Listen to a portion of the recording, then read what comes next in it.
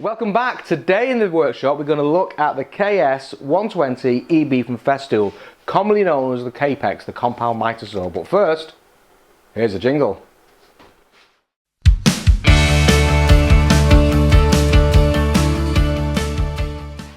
As always, the Kapex comes with the Festool manual, multilingual, diagrams, etc. Usual sort of fare. It also comes with the 1 year guarantee warranty that you can extend to 3 years, including the theft insurance, which is always worth doing on any Festool product that you buy.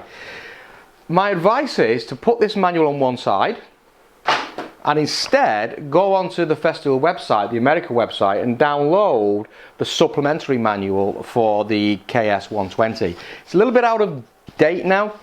It doesn't cover the electronic brake that you get on this feature, and there's some slight differences down here to the guard system, but this is a great reference source. So go ahead, before you even buy it, get hold of this manual and read through it. You will not regret it if you do.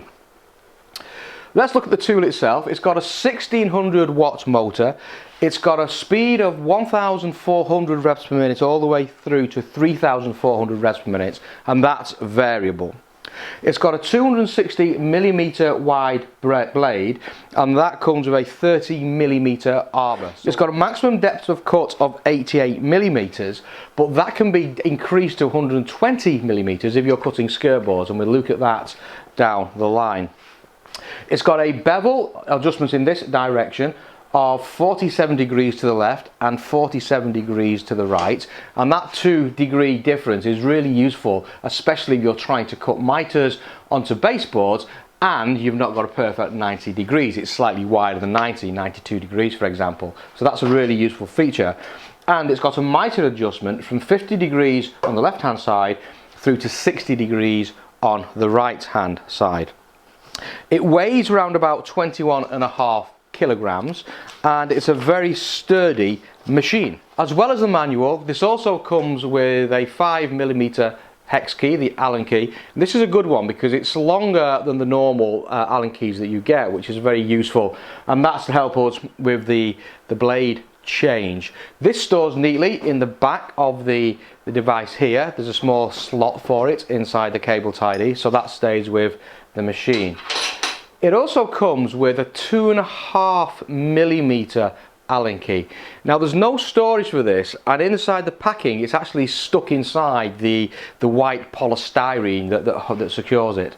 And you don't actually know that you need this or it even exists until you come to either calibrate the lasers or to remove the sliding fences, and then you've realised you've probably thrown this away in the packaging and it's long gone. Which is what I did. So find that key and put it on one side for safety. It also comes with a complex angle finder, and this will do both internal angles and external angles, and that's really useful when you're trying to do a mitre into a corner that's not perfectly 90 degrees, or any other angle for that matter, and we'll look at using this in a little bit in the video. Now Festool do recommend that you secure this to a firm surface while you're using this, and the great thing about this is it's designed to work on the floor, and you're not going to get much more secure than that. And if you do use it on the floor, what's really neat is that the height of the table is the same height as a Sustainer 1. So you can now use your Sustainer 1 on the floor as an outfeed table, and on a site that's really is neat. If you're not using it on the floor, of course, you will need to mount it to a secure table. It's designed to work with the MFT3 table, and the mounting holes will allow you to clamp it to the MFT3, and that gives you the secure surface you're looking for. I've got it mounted here to a dedicated MFT Kapex table, and we've looked at this, reviewed it and set it up in a previous video, so go ahead and check that. There is also an accessory as a fold out stand with wheels on it that allows you to fold this together and wheel it on and off the job site. So you've got a few options inside there, and of course you could always go ahead and build your own. We'll start off by looking at how we change the blade. So the first thing you do is to make sure that this is actually unplugged from the mains, and therefore you're nice and safe. You take this selector here, which is the spindle lock, you push it in and you move it clockwise until it clocks, and then that comes out. Now that's done two things for you. It's locked the spindle so the blade won't rotate, and it's also disengaged the motor, so if you do happen to have it plugged into the mains and you inadvertently trigger it, the motor won't start. So it's disengaged the motor, which is a cool safety feature. You then want to undo this screw. Now this screw works in a counterclockwise, so it's a left-handed thread screw. So once that's locked, you can just simply go ahead and undo that screw. And it's a bit tight, and that's okay. And now you can see where the length of that 5mm drive really comes into its own.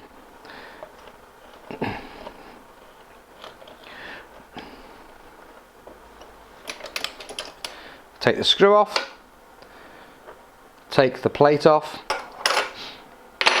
Now hold down the release and move the safety guard out of the way, and the blade just simply slots out, and that's it. Now you can get a number of different blades for this one. This is the universal blade that comes with it, and it's designed for both cross-cutting and rip cutting, and it does an okay job. You can get a finer blade for cross-cutting and a coarser blade for rip cutting. Obviously they're option extras, and you can also get another blade for doing things like aluminium cutting, plastic cutting. So this is the standard blade. You can see it's colour coded. It's got the green circle in the middle, which is just the usual Festool green, and then this one's got a yellow outer, which signifies that that's a wood cutting blade, and it's the universal blade. To put the blade back in, you're just really reversing what you've just done. Release the safety guard and push that up out of the way. Make sure the colours are facing out, and then that slots into position. And put it onto the spindle, and then you can let the safety guard come down. Then we put the washer on, and the washer goes on a certain way, and you can see we've got this slight proud area here with the key inside it. That goes facing the blade. You can see on the other side that's not there. If you're maintaining this, these little friction guards here and here, these black pieces, they're actually, you can change those. Simple key comes out and you can change those. And if you're ever starting to get wobble in the blade, it's because these friction pieces wear. So as part of your routine maintenance, you just check that to make sure it's okay. But it's brand new, so we're going to put the key on the inside, lines up to the key on the spindle, and then we tighten this down into a counterclockwise direction, finger tight, nip it up, and then just make sure that that is secured. And once that's done, push in the spindle lock, rotate it back to the left, and that blade is now installed there and is ready to go. In terms of starting and using the saw, there's a two-stage action. You first of all pull up the power switch here. Now that puts power to the motor but doesn't start the motor. And then you push down the top button, and then that allows the motor to start, and you can now make your plunge cut. The EB in the KS120 EB signifies that that's an electronic brake, and that's useful because it slows the blade down quickly once you've stopped the cut.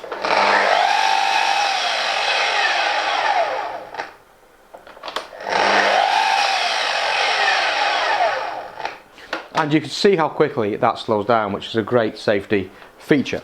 In terms of the mitre, as I said, the mitre goes from 50 degrees on the left hand side all the way through to a cut of 60 degrees on the right hand side, and that really is a good range of movement for this type of device. You also have indents on this one, so you've got some sets. You can hear that lock into place. And that's the usual things coming in at 0 degrees, 15, 20, 2.5, 30, 45, and that's your range. So you've got those indents to lock it into position, and that's in both directions. You can also override those indents just by pushing this black handle down here, and therefore you can ignore those indents, and you can then push this button down here, and that will lock the entire thing into any angle between that 50 and that 60 degree movement. This also has an adjustable bevel cut, so the bevel is moving the saw from this direction and this direction, and that will move into a range of 47 degrees in this direction and 47 degrees in that direction. And as I said before, those extra 2 degrees are really useful if you've got a right time to do a 90-degree corner that's actually more like 92 degrees, and that's really a useful feature. So to adjust this, you lift up the lock, and then by using this knob here, you can then move it to the left or you can move it to the right. There's a positive lock at the 0 degree position, so that locks that into place. And there's a calibrated scale that takes you from 47 all the way through to 47, so you can quickly go ahead and read and set that angle. There's a knob here that sets how much you can move it. 0 to 45 allows me to move to full 45 degrees in the left hand direction. Setting this knob by turning it to 45 allows me to go 45 degrees in the right hand side direction, and setting it to 47 allows me to use that extra 2 degrees. Once you've got that to the angle you want to work, you take the black lever and put that down, and that locks it into position. So by a combination of that type of angle and the mitre, that's where the compound mitre saw classification comes in. So you can make some really complicated cuts by bringing those two things together. One of the cool things I like about this is when I'm making the cut and I'm sliding back, the head is actually moving on these two parallel rails. The rails aren't moving out behind the device, and that means I can use this much closer to a wall than the more traditional design where these are fixed to the rails and the rails slide in and out of the housing. It's only a small thing, but I really do like that feature. So the Kapex has got a variable speed, and it'll come from 1400 revs per minute all the way up to 3400 revs per minute. And on the back here there is an adjuster, and that's calibrated from 1 being the lowest, the 1400 setting, to 6 being the highest, the 3400 revs per minute setting.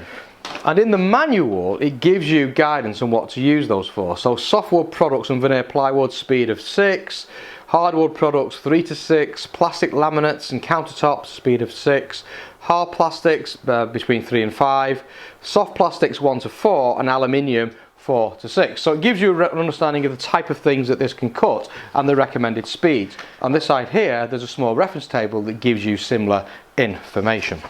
The other button that you can see here on the back is a laser button, and pressing that turns the lasers on, and I want to go ahead and look at those lasers now and calibrate them for use. And we'll look at that in the next video. See you soon.